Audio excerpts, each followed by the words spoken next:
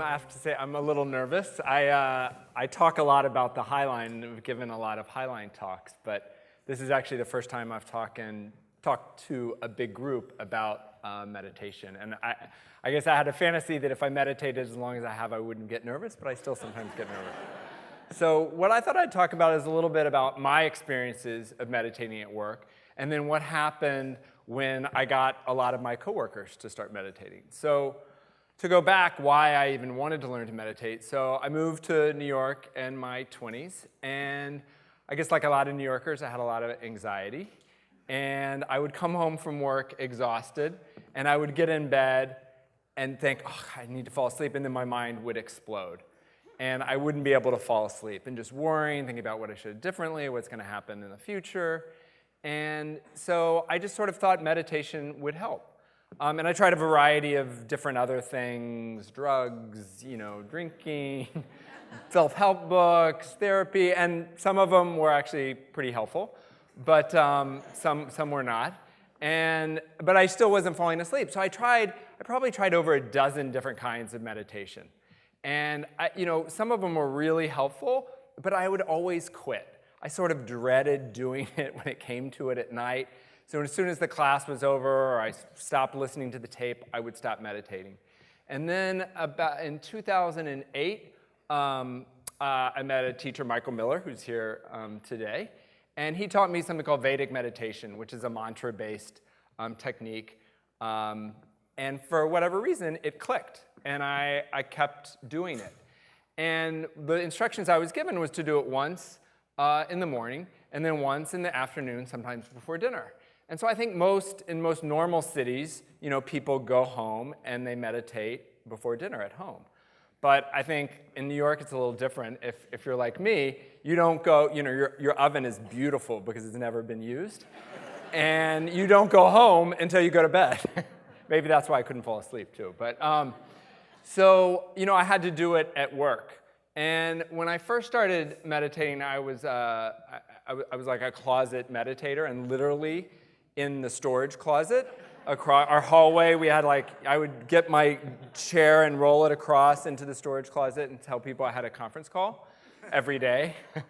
And then I started seeing, and the benefits were different than what I expected. I sort of wanted my life to be like 90% better, and I'm excited Dan Harris is speaking here tomorrow because I love the title of that big book, 10% Better, because that's what it was really like for me. It was just like enough better for me to keep doing it. And I had a little more energy, I felt a little happier, but actually the biggest changes I noticed were at work. And one was around energy. What I wanted, my fantasy of learning meditation was that it would give me like a Red Bull amount of energy. And that's how I used to think, that's how I felt like when I was productive at work, when I was like manic, and I'd be running around trying to get all this stuff done, and then I would crash. And so my thought was that meditation would keep me up there in this manic state all day at work. And what it did is it just gave me a little bit more energy. But it was just that little bit that I needed to be able to get more done, because it was pretty typical. In the morning, people would come to me with questions, I'd be able to do them. But by the afternoon, people would come with the same questions, and I just couldn't answer. I'd be angry they were asking. And what the meditation did was just give me a little bit more to be able to answer that question. It also gave me more time, which is something that one of the reasons I had a hard time with meditation was how could you spend, how could you take 40 minutes of your time? I felt like I didn't have enough time. Even though I was one of the bosses, I still just felt like I had no control over my time. I didn't have enough time. I was never going to get to all these emails, to these meetings. It was never going to get done. But I think probably like many of you who've done have a practice, it actually freed up more time. And part of it was, whatever it's doing in the physiology, but it's also just the fact of taking 20 minutes and going into that closet, not being on email, not doing a meeting, not on the phone, gave me the sense of that I had control over my life and my schedule. The other thing it did was just, I'd always been fairly successful in my career and had a great family and friends, but I'd never really been able to really enjoy my life. I felt like I didn't really need anything else in my life, but I couldn't really enjoy it. And that's what, as soon as I stopped moving, i.e. trying to go to bed, instead of being like happy with the things that happen, it was always more worrying. And I learned to meditate a few months before we opened the Highline, and so it was a very busy time. And typically that's when often when I had a big work success, it was actually all I worried about was what was next. And there was a lot for me to worry about at the time, but it was like one of the first times in my life I was really proud of myself. Even before we opened the Highline, and at the time, we didn't know if it would be a big failure or if all the plants would die, if people would jump off of it or throw things off. I mean, it was like a lot of things I was sort of worried about. But it was like really the first time that I could say I was just proud of myself and happy with what I did. And so when I started seeing all these benefits, I came out of the closet. I started meditating in the office. I put it on my calendar, as like and that's one of the best pieces of advice I got, is to treat it like a conference call. Put it on your calendar, and just like a conference call, sometimes you have to move the call, sometimes you're late, sometimes you have to get off early, but you always get on that conference call. And then I called a staff meeting, and I told all the staff about my experiences meditating, and I thought, and how all the benefits that I'd received. I said I'll pay, or the organization would pay for part of the course fee, and I really want y'all to do this. And I thought everyone would sign up. Not one person signed up. No one asked a question. No one said anything. They left. They didn't do anything. And then it was several months later, almost a year later, people started asking about it and learning. And when I asked them, why are you learning now? They said it's because they saw changes in me. And it was not that I was had more time or any of that. It was that they said, you got nicer to us. And so that's why they ended up learning to meditate. And we had a group, and then I started inviting all the meditators to that Outlook appointment. And someone in the office, me or someone else, would sort of go around, are you ready, are you ready? We'd come into my office, and some of the people did the same kind of technique I did. Some people did other techniques. I loved it. There was one woman who came in, and one time I asked her, I was like, oh, what kind of technique are you doing? She goes, oh, I don't meditate. And I said, well, oh, what are you doing? She goes, oh, well, it's like I can come in here and close my eyes and not work because the boss says it's okay. I'm definitely going to do that. And so, which was also great. I mean, there's something about that group experience.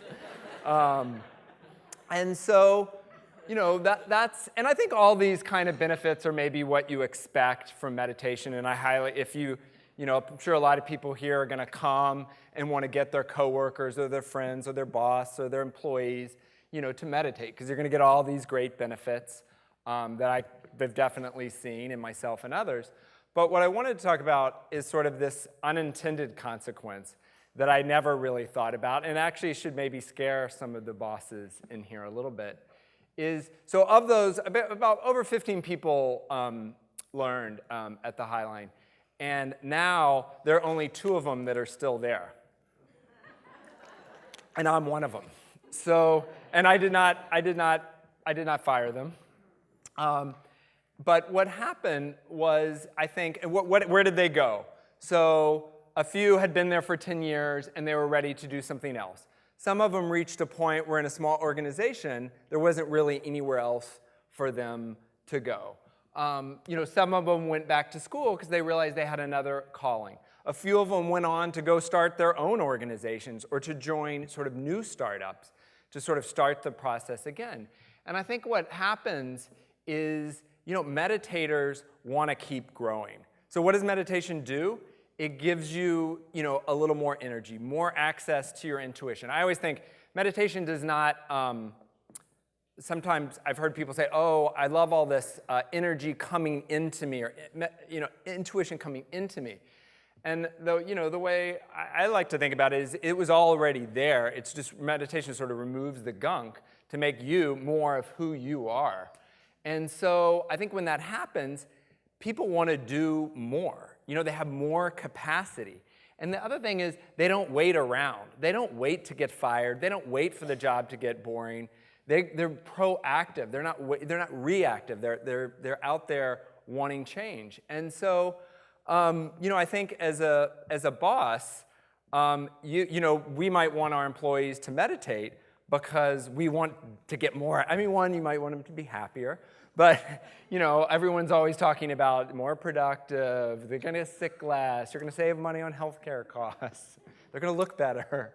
But the other thing is you have to give to them.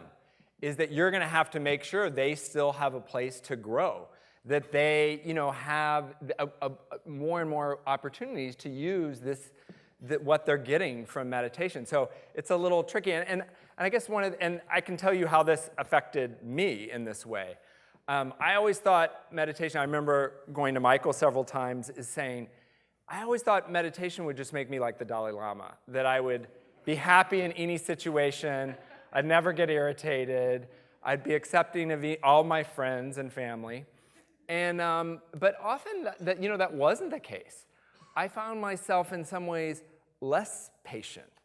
And what I found at work was that I realized I'd been doing it for 15 years. After I'd been meditating for 5 years, the Highline had been open for 4-ish years.